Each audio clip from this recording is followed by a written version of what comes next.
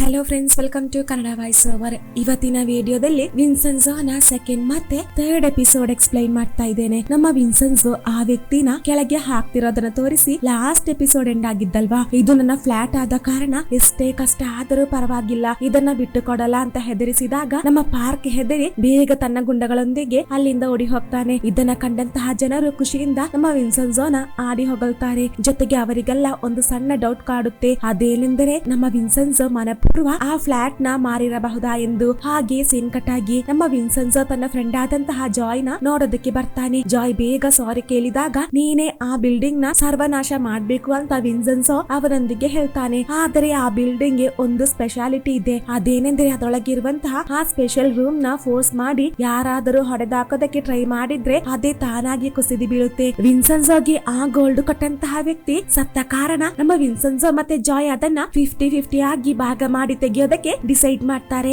ಆದರೆ ಆ ರೂಮ್ ನ ಮೇಲೆ ತಾನೇ ಆ ಟೆಂಪಲ್ ಇರೋದು, ಅದ್ರೊಳಗೆ 2 ಮಾಂಗ್ ಬೇರೆ ಸ್ಟೇ ಆಗಿರ್ತಾರೆ. ಈ ಮಾಂಗ್ ಕೂತಂತಹ ಜಾಗದ ಕೆಳಗೆ ಬುದ್ಧನ ಎನರ್ಜಿ ಫೀಲ್ ಆಗ್ತಿದೆ ಅಂತ ಅಲ್ಲಿಂದ ಎದ್ದೇಳೋದೇ ಇಲ್ಲ. ಹೇಳಬೇಕೆಂದ್ರೆ ಆ ಜಾಗದಲ್ಲೊಂದು ಗೋಲ್ಡನ್ ಬುದ್ಧನ ವಿಗ್ರಹ ಇತ್ತು. ಇದನ್ನೆಲ್ಲ ಕಂಡಂತಹ ನಮ್ಮ ವಿನ್ಸೆನ್ಜೋಗೆ ಕೋಪ ನೆತ್ತಿಗೆ ಇರುತ್ತೆ. ಟೋಟಲ್ ಆಗಿ ಕನ್ಫ್ಯೂಷನ್ ಆಗ್ತಿರುತ್ತೆ. 12 ದಿನ ಮಾತ್ರ ಆ ಕಂಪನಿ ವಿನ್ಸೆನ್ಜೋಗೆ ಟೈಮ್ ಕೊಟ್ಟಿರೋದು. ಅದ್ರೊಳಗೆ ನಮ್ಮ ವಿನ್ಸೆನ್ಜೋ ಅಲ್ಲಿರುವಂತಹ ಜನರನ್ನ ಓಡಿಸಬೇಕು. ಓಡಿಸಿದ ನಂತರ ಆ ಗೋಲ್ಡ್ ನ ತೆಗೆದು ಇಲ್ಲಿಂದ ಎಸ್ಕೇಪ್ ಆಗಬೇಕಲ್ವಾ. ಹಾಗೆ ಸೀನ್ ಕಟ್ ಆಗಿ ಸಿಯೋಕ್ ಎಂಬ ಒಂದು ವ್ಯಕ್ತಿನ ತೋರಿಸ್ತಾರೆ.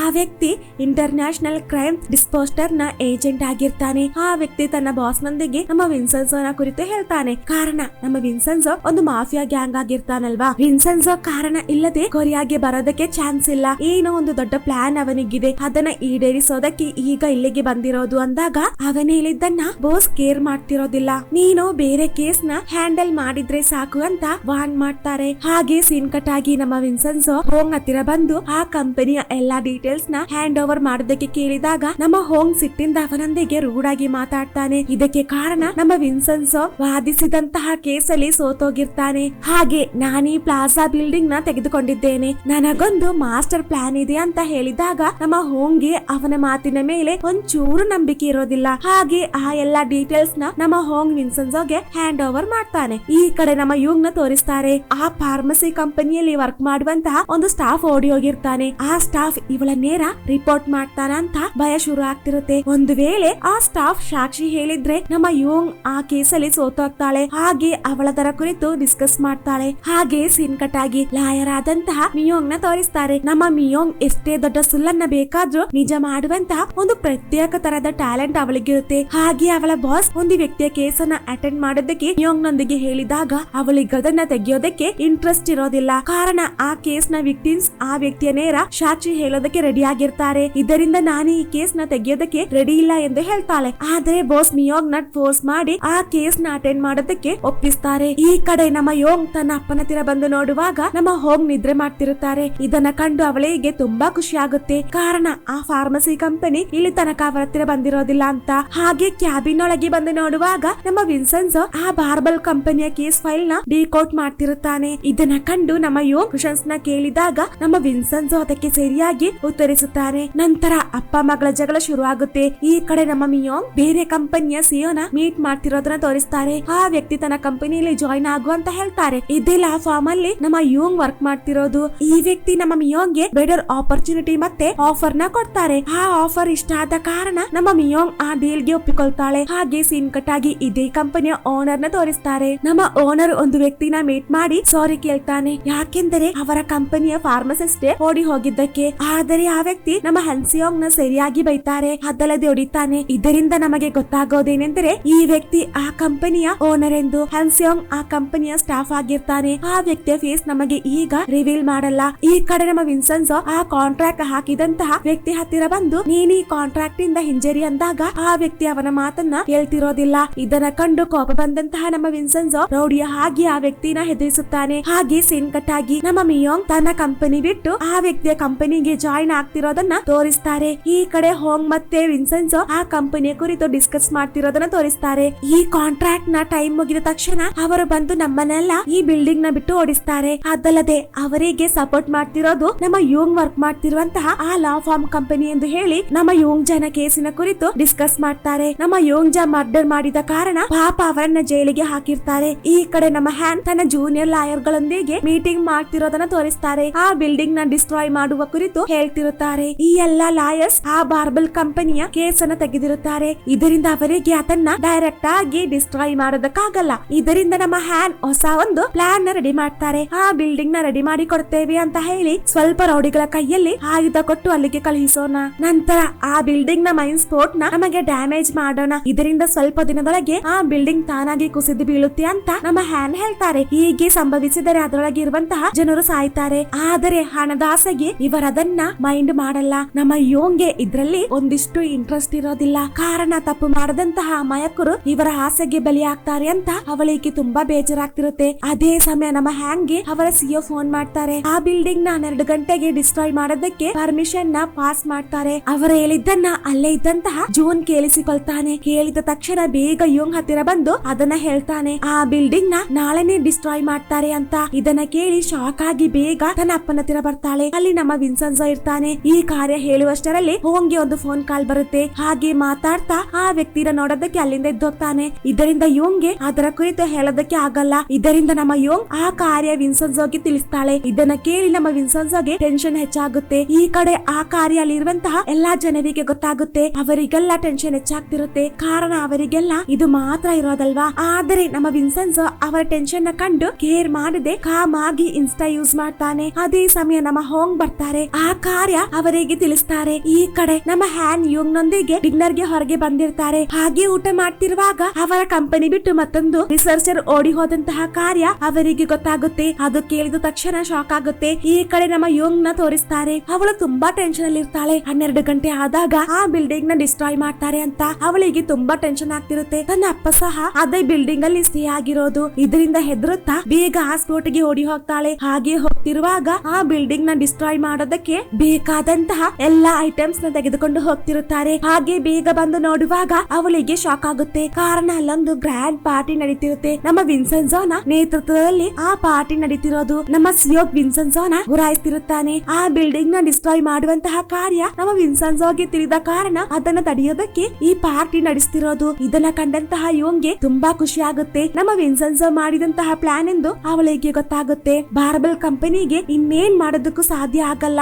ಆ ಪಾರ್ಟಿ ನೋಡಿ ಅವರಲ್ಲಿಂದ ಸುಮ್ಮನೆ ಹೋಗ್ತಾರೆ. ಹಾಗೆ ಸೇನ್ ಕಟ್ ಆಗಿ ನಮ್ಮ ಹ್ಯಾನ್ ಯೋಂಗ್ ನ ಚೆನ್ನಾಗಿ ಬೈತಾರೆ. ಯಾಕೆಂದರೆ ಆ ರಿಸರ್ಚರ್ ಓಡಿ ಹೋಗಿದ್ದು ಯಾಕೆ ತಿಳಿಸಿಲ್ಲ ಅಂತ ಬೈತಿರೋದು. ನಾನಾ ಕೇಸ್ ನ ನೀಟಾಗಿ ಹ್ಯಾಂಡಲ್ ಮಾಡ್ತೇನೆ ಅಂತ ನಮ್ಮ ಯೋಂಗ್ ಅವರೊಂದಿಗೆ ಹೇಳ್ತಾರೆ. ನಂತರ ಅವಳು ಜುಂಗ್ ಹತ್ತಿರ ಬಂದು ಆ ಕೇಸ್ ನ ಕುರಿತು ಸ್ಟಡಿ ಮಾಡ್ತಾಳೆ. ಈ ಕಡೆ ಆ ಬಿಲ್ಡಿಂಗ್ ಅಲ್ಲಿ ಇರುವಂತಹ ಜನರೆಲ್ಲ ತುಂಬಾ ಖುಷಿಯಾಗಿರ್ತಾರೆ. ಕಾರಣ ಆ ಬಿಲ್ಡಿಂಗ್ ಮತ್ತೆ ಜನರು ಸೇಫ್ ಆದ್ರಲ್ವಾ. ಹಾಗೆ ನಮ್ಮ ವಿನ್ಸೆನ್ಜೋನ ತುಂಬಾ ಪ್ರೀತಿಯಿಂದ ಕಾಳಜಿಯಿಂದ ನೋಡಿಕೊಳ್ತಾರೆ. ಕಾರಣ ವಿನ್ಸೆನ್ಜೋ ತಾನೇ ಆ ಬಿಲ್ಡಿಂಗ್ ನ ಕಾಪಾಡಿದ್ದು. ಹಾಗೆ ಸೀನ್ ಕಟ್ ಆಗಿ ಈ ಕಡೆ ನಮ್ಮ ಸಿಯೋಗ್ ವಿನ್ಸೆನ್ಜೋ ಹತ್ತಿರ ಬಂದು ಬೆದರಿಕೆ ಹಾಕ್ತಾನೆ. ನಂತರ ಹೋಂಗ್ ಮತ್ತೆ ವಿನ್ಸೆನ್ಜೋ ಯಾವುದೋ ಒಂದರ ಕುರಿತು ಡಿಸ್ಕಸ್ ಮಾಡ್ತಿರುತ್ತಾರೆ. ಬಾರ್ಬಲ್ ಕಂಪನಿಯು ಹೊಸದಾಗಿ ಲಾಂಚ್ ಮಾಡಿದಂತಹ ಮೆಡಿಸಿನ್ ಅಲ್ಲಿ ಕೊಯ್ಸಾನಿಕ್ ಎಂಬ ಒಂದು ನಾರ್ಕೋಟಿಕ್ ಇದೆ. ಇದೊಂದು ಪೈನ್ ಕಿಲ್ಲರ್. ಆದ್ರೆ ಅದರೊಳಗೆ ಒಂದು ಡ್ರಗ್ ಇದೆ. ಇದರಿಂದ ಆ ಮೆಡಿಸಿನ್ ನ ಒಂದು ಸಲ ಯೂಸ್ ಮಾಡಿದ್ರೆ ಅದಕ್ಕೆ ಅಡಿಕ್ಟ್ ಆಗ್ತಾರೆ. ಇದರಿಂದ ಜನರ ಆರೋಗ್ಯ ಹಾಳಾಗುತ್ತೆ ಅಂತ ನಮ್ಮ ವಿನ್ಸೆನ್ಜೋ ಹೇಳಿದಾಗ ನಮ್ಮ ಹೋಂಗೆ ಕೋಪ ಬರುತ್ತೆ. ಎಷ್ಟೇ ಕಷ್ಟ ಆದ್ರೂ ಪರವಾಗಿಲ್ಲ, ನಾನು ಅದನ್ನು ತಡೆಯುತ್ತೇನೆ ಎಂದು ಹೇಳ್ತಾರೆ. ಹಾಗೆ ಸೀನ್ ಕಟ್ ಆಗಿ ನಮ್ಮ ವಿನ್ಸೆನ್ಜೋ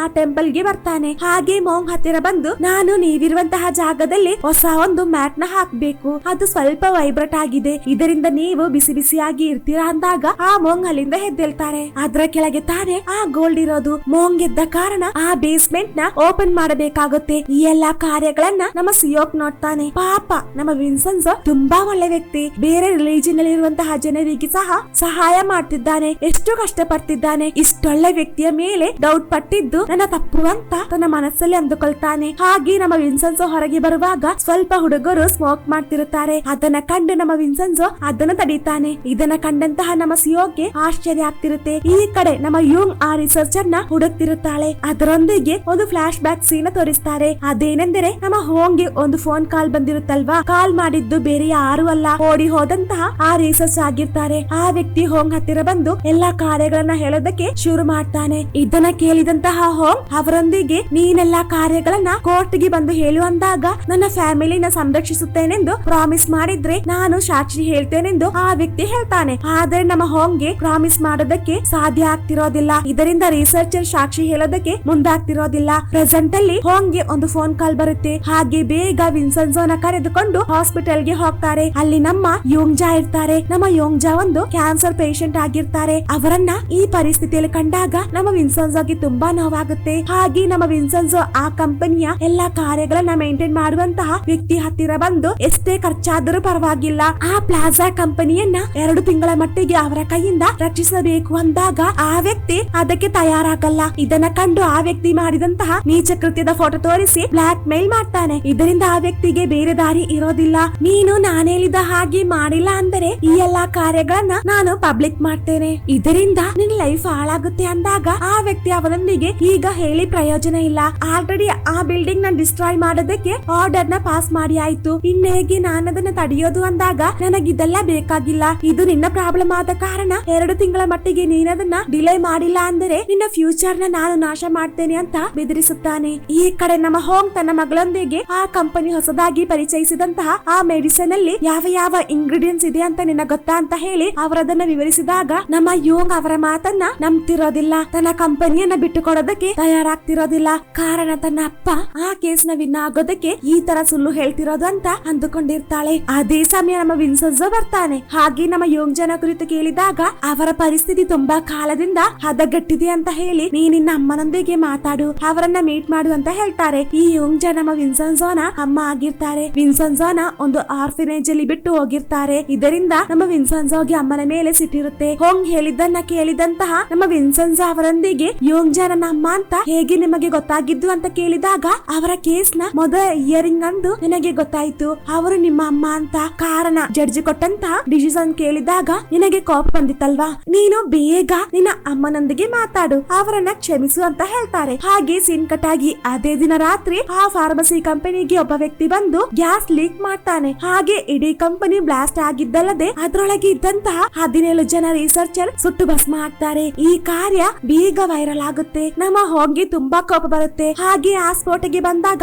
ಒಂದು ಕಾರ್ಯ ಗೊತ್ತಾಗುತ್ತೆ. ಅದೇನೆಂದರೆ ಆ ಸ್ಫೋಟಿಂದ ಸಾಕ್ಷಿ ಸಿಗದ ಕಾರಣ ಆ ಇನ್ಸಿಡೆಂಟ್ ನ ಕುರಿತು ಇರುವಂತಹ ಇನ್ವೆಸ್ಟಿಗೇಷನ್ ಸ್ಟಾಪ್ ಮಾಡಿದ್ದಾರೆ ಅಂತ ನಮ್ಮ ಹೋಂಗ್ ಪ್ರೋಟೋಕಾಸ್ಟ್ ನ ತಂದು ಪೊಲೀಸರೊಂದಿಗೆ ಇನ್ವೆಸ್ಟಿಗೇಷನ್ ನ ಸ್ಟಾರ್ಟ್ ಮಾಡ್ಲಿಕ್ಕೆ ಹೇಳ್ತಾರೆ. ಆದರೆ ಅವರು ಯಾರು ನಮ್ಮ ಹೋಂಗ್ ಹೇಳ್ತಿರೋದನ್ನ ಕೇರ್ ಮಾಡ್ತಿರೋದಿಲ್ಲ. ಅದೇ ಸಮಯ ನಮ್ಮ ವಿನ್ಸೆನ್ಜೋ ಅವರ ಹತ್ತಿರ ಬಂದು ಸ್ವಲ್ಪ ದೂರ ಕರೆದುಕೊಂಡು ಹೋಗಿ ನಿಮ್ಮಿಂದ ಆ ಕಂಪನಿಯನ್ನ ಎದುರು ಹಾಕೋದಕ್ಕೆ ಸಾಧ್ಯ ಆಗಲ್ಲ, ಬೇಕಿದ್ದರೆ ಅವರು ನಿಮ್ಮನ್ನ ಕೊಲ್ಲೋದಕ್ಕೆ ರೆಡಿ ಆಗ್ತಾರೆ. ಆದರೆ ನಮ್ಮ ಹೋಂಗ್ ತನ್ನ ನಿರ್ಧಾರದಿಂದ ಹಿಂಜರಿಯೋದಿಲ್ಲ. ಹಾಗೆ ಸೀನ್ ಕಟ್ ಆಗಿ ಸಿಯೋ ನಮ್ಮ ಮಿಯೋಂಗ್ ನ ಮೀಟ್ ಮಾಡ್ತಾರೆ. ಹಾಗೆ ನಮ್ಮ ಮಿಯೋಂಗ್ ಅವರೊಂದಿಗೆ ಸತ್ತಂತಹ ಎಲ್ಲಾ ರಿಸರ್ಚರ್ ನ ಫ್ಯಾಮಿಲಿಗೆ ಒಂದೊಳ್ಳೆ ಅಮೌಂಟ್ ನ ಪರಿಹಾರ ಆಗಿ ಕೊಡ್ಬೇಕು ಅಂತ ಹೇಳ್ತಾರೆ. ಈ ಸಿಇಒ ಆ ರಿಸರ್ಚರ್ ನ ಹಾಗೆ ಕ್ರೂರವಾಗಿ ಕೊಂದಿದ್ದು, ಅವರನ್ನ ಕೊಂದ ಕಾರಣ ನಮ್ಮ ನೇರ ಸಾಕ್ಷಿ ಹೇಳೋದಕ್ಕೆ ಇನ್ಯಾರು ಉಳಿದಿಲ್ಲ ಅಂತ ಹೇಳ್ತಾರೆ. ಹಾಗೆ ಓಡಿ ಹೋದಂತಹ ಆ ರಿಸರ್ಚರ್ ನ ಹುಡುಕ್ತಾರೆ. ಆದರೆ ಆ ವ್ಯಕ್ತಿಯ ಸುಳಿವು ಸಿಕ್ಕಿರೋದಿಲ್ಲ. ಹಾಗೆ ನಮ್ಮ ಮಿಯೋಂಗ್ ಅವರೊಂದಿಗೆ ನಾನೇ ಆ ರಿಸರ್ಚರ್ ನ ಕಂಡು ಹಿಡಿದು ಕೊಡ್ತೇನೆ ಅಂತ ಹೇಳ್ತಾರೆ. ಇದನ್ನ ಕೇಳಿ ನಮ್ಮ ಹ್ಯಾನ್ಸಿಯೋಂಗ್ಗೆ ತುಂಬಾ ಖುಷಿ ಆಗುತ್ತೆ. ನಾನು ಕಂಡು ಹಿಡಿದು ಕೊಟ್ಟರೆ ನನಗೆ ಪ್ರತಿಫಲವಾಗಿ ಏನು ಕೊಡ್ತೀರಾ ಎಂದು ಮಿಯೋಂಗ್ ಕೇಳಿದ ನಂತರ ನನಗೆ ನಾಮ್ಟೋಮ್ ಎಂಬ ಒಂದು ಲಾಯರ್ ನ ಆಫೀಸ್ ಬೇಕು ಅಂತ ಹೇಳ್ತಾರೆ. ಅದೇನೆಂದು ನಮ್ಮ ಹ್ಯಾನ್ಸಿಯೋಂಗ್ಗೆ ಗೊತ್ತಾಗ್ತಿರೋದಿಲ್ಲ. ಹಾಗೆ ನಮ್ಮ ಮಿಯೋಂಗ್ಗೆ ಹ್ಯಾನ್ ಆ ರಿಸರ್ಚರ್ ನ ಡೀಟೇಲ್ಸ್ ನ ಕೊಡ್ತಾರೆ. ಹಾಗೆ ಆ ರಿಸರ್ಚರ್ ಹಾಂಗ್ ನ ಕಾಂಟ್ಯಾಕ್ಟ್ ಮಾಡ್ತಿದ್ದಾನೆಂದು ಹೇಳ್ತಾರೆ. ಹಾಗೆ ಸೆನ್ ಕಟ್ ಆಗಿ ಆ ರಿಸರ್ಚರ್ ಹಾಂಗ್ ಗೆ ಫೋನ್ ಮಾಡ್ತಾರೆ. ಹಾಗೆ ಆ ವ್ಯಕ್ತಿ ಅವರೊಂದಿಗೆ ನಾನು ಸಾಕ್ಷಿ ಹೇಳೋದಕ್ಕೆ ರೆಡಿ ಇದ್ದೇನೆ ಅಂತ ಹೇಳ್ತಾರೆ. ಕಾರಣ ಅವರೊಂದಿಗೆ ವರ್ಕ್ ಮಾಡಿದಂತಹ ಎಲ್ಲಾ ರಿಸರ್ಚರ್ ನ ಕ್ರೂರವಾಗಿ ಕೊಂದಂತಹ ವಿಷಯ ಅವರಿಗೆ ಗೊತ್ತಾಗಿರುತ್ತೆ. ಇದರಿಂದ ತನಗೂ ಆ ಪರಿಸ್ಥಿತಿ ಬರುತ್ತೆ ಅಂತ ಕನ್ಫರ್ಮ್ ಆದ ಕಾರಣ ಸಾಕ್ಷಿ ಹೇಳೋದಕ್ಕೆ ಮುಂದಾಗಿದ್ದು. ಇದನ್ನ ಕೇಳಿ ನಮ್ಮ ಹಾಂಗ್ ಗೆ ತುಂಬಾ ಖುಷಿ ಆಗುತ್ತೆ. ಈ ಕಡೆ ನಮ್ಮ ಯೋಂಗ್ ಮಿಯೋಂಗ್ ನ ನೋಡೋದಕ್ಕೆ ಬಂದಿರ್ತಾಳೆ. ಮಿಯೋಂಗ್ ಅವಳೊಂದಿಗೆ ನೀನು ಇನ್ಮುಂದೆ ಆ ಫಾರ್ಮಸಿ ಕಂಪನಿ ಕೇಸ್ಗೆ ತಲೆ ಹಾಕ್ಬೇಡ, ಕಾರಣ ನಿನ್ನಪ್ಪ ಆಪೋಸಿಟ್ ಲಾಯರ್ ಆದ ಕಾರಣ ನಿನಗೆ ಆ ಕೇಸಲ್ಲಿ ಕಾನ್ಸಂಟ್ರೇಷನ್ ಮಾಡ್ಲಿಕ್ಕೆ ಆಗಲ್ಲ ಅಂದಾಗ ನಮ್ಮ ಮಿಯೋಂಗ್ಗೆ ಕೋಪ ಬರುತ್ತೆ. ಅದೇ ಸಿಟ್ಟಿಂದ ನೇರ ಹಾಂಗ್ ಹತ್ತಿರ ಬಂದು ಬಾಯಿಗೆ ಬಂದ ಹಾಗೆ ಬೈತಾಳೆ. ನನ್ನ ಲೈಫ್ ಅಲ್ಲಿ ಹೀಗೆ ಸಂಭವಿಸಿದ್ದಕ್ಕೆ ಕಾರಣ ನೀವೇ, ನನ್ನ ಅಮ್ಮನ ಸಾವಿಗೂ ಕಾರಣ ನೀವೇ ಎಂದು ಬೇಜಾರಿಂದ ಬೈತಿರುತ್ತಾಳೆ. ಇದನ್ನ ಕೇಳಿದಂತಹ ನಮ್ಮ ಹಾಂಗ್ಗೆ ತುಂಬಾ ಬೇಜಾರಾಗ್ತಿರುತ್ತೆ. ಈ ಕಡೆ ನಮ್ಮ ಮಿಯೋಂಗ್ಗೆ ಒಂದು ಫೋನ್ ಕಾಲ್ ಬರ್ತಿರೋದನ್ನ ತೋರಿಸ್ತಾರೆ. ಅವರ ಮಾತು ಕೇಳಿದಾಗ ಆ ರಿಸರ್ಚರ್ ನ ಮತ್ತೆ ಹಾಂಗ್ ನ ಕೊಲ್ಲೋದಕ್ಕೆ ಆರ್ಡರ್ ಕೊಟ್ಟಿದ್ದಾರೆ ಎಂಬ ವಿಷಯ ನಮಗೆ ಗೊತ್ತಾಗುತ್ತೆ. ಆಗುತ್ತೆ. ಅದೇ ಸಮಯ ಆ ರಿಸರ್ಚ್ ಅನ್ನ ಕೊಲ್ಲೋದಕ್ಕೆ ಸ್ವಲ್ಪ ರೌಡಿಗಳು ಅವರ ಮನೆಗೆ ಬರ್ತಿರೋದನ್ನ ತೋರಿಸ್ತಾರೆ. ಹಾಗೆ ಆ ವ್ಯಕ್ತಿ ಅವರ ಕೈಯಿಂದ ತಪ್ಪಿಸಿಕೊಂಡು ಅಲ್ಲಿಂದ ಓಡಿ ಹೋಗ್ತಾನೆ. ಹಾಗೆ ಹೋಗುವಾಗ ಬೇಗ ನಮ್ಮ ಹೋಂಗೆ ಫೋನ್ ಮಾಡ್ತಾನೆ. ಆದ್ರೆ ನಮ್ಮ ಹೋಂಗ್ ವಿನ್ಸೆನ್ಜೋನೊಂದಿಗೆ ಡ್ರಿಂಕ್ಸ್ ಮಾಡ್ತಿರುತ್ತಾರೆ. ಇದರಿಂದ ಫೋನ್ ರಿಸೀವ್ ಮಾಡಲ್ಲ. ಕೊನೆಗೆ ನಮ್ಮ ರಿಸರ್ಚರ್ ನ ಆ ರೌಡಿಗಳು ಕೊಂದಾಕ್ತಾರೆ. ಈ ಕಡೆ ನಮ್ಮ ಹೋಂಗ್ ಮತ್ತೆ ವಿನ್ಸೆನ್ಜೋ ಕೂತಂತಹ ಜಾಗಕ್ಕೆ ಒಂದು ದೊಡ್ಡ ಟ್ರಕ್ ಬಂದು ಸ್ಪೀಡ್ ಆಗಿ ಅದರೊಳಗೆ ನುಗ್ಗುತ್ತೆ. ಇದರಿಂದ ನಮ್ಮ ಹೋಂಗ್ ಅದೇ ಜಾಗದಲ್ಲಿ ತನ್ನ ಕೊನೆಸಿರೆ ಇಳಿತಾನೆ. ಆದರೆ ನಮ್ಮ ವಿನ್ಸೆನ್ಜೋ ಸತ್ತಿರೋದಿಲ್ಲ. ಹೇಗೋ ಅಲ್ಲಿಂದ ಎದ್ದೇಳೋದಕ್ಕೆ ಟ್ರೈ ಮಾಡ್ತಿರೋದನ್ನ ತೋರಿಸಿ ಈ ಎಪಿಸೋಡ್ ಎಂಡ್ ಆಗುತ್ತೆ. ಮುಂದೆ ಏನಾಗುತ್ತೆ ಅಂತ ನಮಗೆ ನೆಕ್ಸ್ಟ್ ಎಪಿಸೋಡ್ ಅಲ್ಲಿ ನೋಡೋಣ. ಹಾಗೆ ನಮಗೆ ನನ್ನ ವಿಡಿಯೋ ಇಷ್ಟವಾದಲ್ಲಿ ಪ್ಲೀಸ್ ಲೈಕ್ ಮಾಡಿ, ಶೇರ್ ಮಾಡಿ, ಸಬ್ಸ್ಕ್ರೈಬ್ ಮಾಡಿ, ಜೊತೆಗೆ ಪಕ್ಕದಲ್ಲಿರುವಂತಹ ಬೆಲ್ ಐಕಾನ್ ಪ್ರೆಸ್ ಮಾಡಿ. Thank you.